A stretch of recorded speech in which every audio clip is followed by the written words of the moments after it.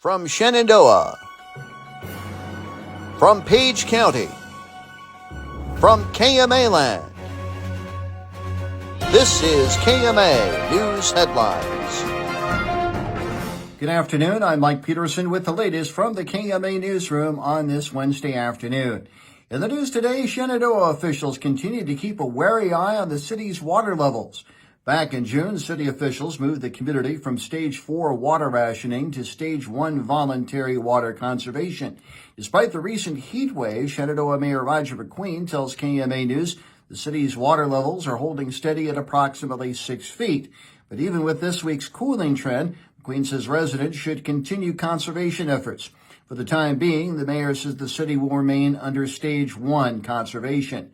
One hopeful sign is that construction is progressing on 2 new water wells in the city's aquifers. The 2 new wells that we drilled, they're finishing up on the well houses themselves, getting those roofed and sided, and then, of course, we'll have to get the electricians in and so forth, to get that. Looks like the parts as far as the pumps and everything are still on track to get here, between now and hopefully the end of September.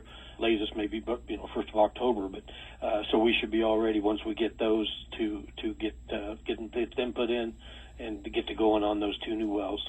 Now, once completed, McQueen says the new wells will increase the amount of water flowing to the city's water treatment plant. Montgomery County residents are advised of some upcoming infrastructure projects. Contractors were set to begin today on an asphalt overlay and widening project on County Road H34 from Nature Avenue to Q Avenue.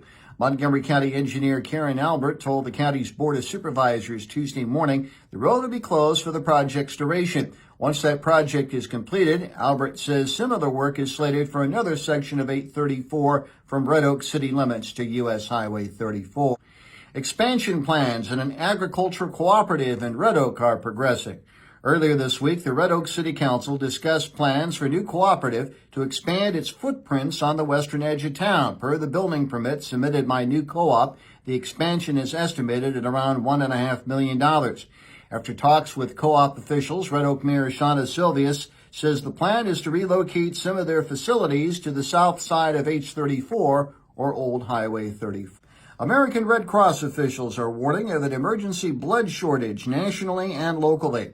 Josh Murray is Regional Communications Director for the Red Cross's Nebraska-Iowa region. Speaking on KMA's Morning Line program this morning, Murray says numerous factors are causing a decline in blood donations and supplies. Murray says extreme weather, including this year's tornadoes, floods, and extreme heat, is one reason why blood donations are down.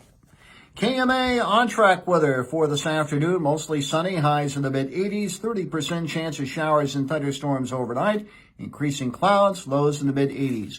More news at 5:05 and 6:05 this evening and online at KMAland.com. Have a great rest of your Wednesday. Mike Peterson, so long, my friend.